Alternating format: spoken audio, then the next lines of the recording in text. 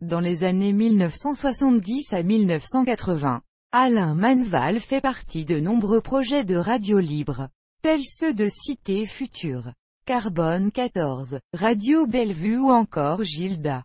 Il se fait connaître d'un plus large public lorsqu'il rejoint Europe 1, en 1978, pour y animer POGO, une émission musicale punk d'un contenu et d'une forme particulièrement audacieux. Il en est renvoyé et interdit d'antenne pour 3 ans, à la suite de l'appel au boycott qu'il hurle au micro contre le plus gros annonceur de la station, la société Shell, après la catastrophe de la marée noire provoquée par la Moco Cadiz. Il ne réintègre la radio qu'en 1981. Il animera la toute première soirée hip-hop à Paris, organisée le 27 novembre 1982 à l'hippodrome de Pantin par Bernard Zécry du magazine Actuel en partenariat avec Europe 1 et la Fnac et intitulé New York City Rap. En 1983, Alain Manval s'essaie à la chanson, en reprenant en version française House, titre du groupe Madness. Parallèlement,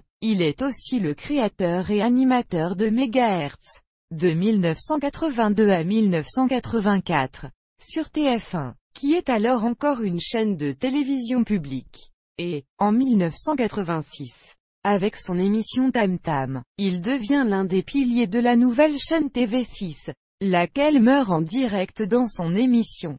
Il refuse ensuite d'intégrer celle qui la remplace, M6, en 1987.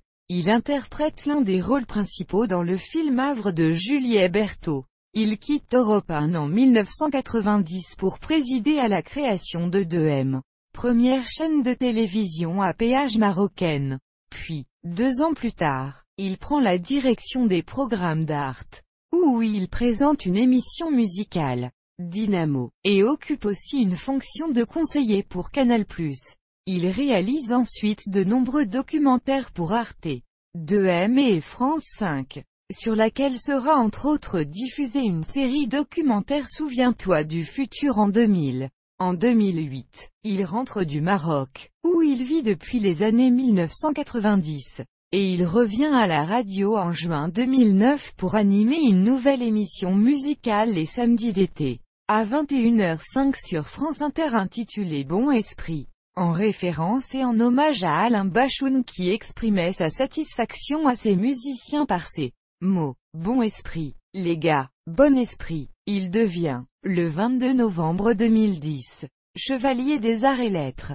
Il coécrit avec Jérôme Lefdeup un documentaire sur Arte, Vivre en positif, qui présente des témoignages à propos de la vie à long terme avec le sida, et qui est diffusé dans le cadre du SIDAction 2013. De septembre 2014 à octobre 2015, il présente chaque samedi et dimanche soir à minuit l'émission L'Album de minuit sur l'antenne de France Inter.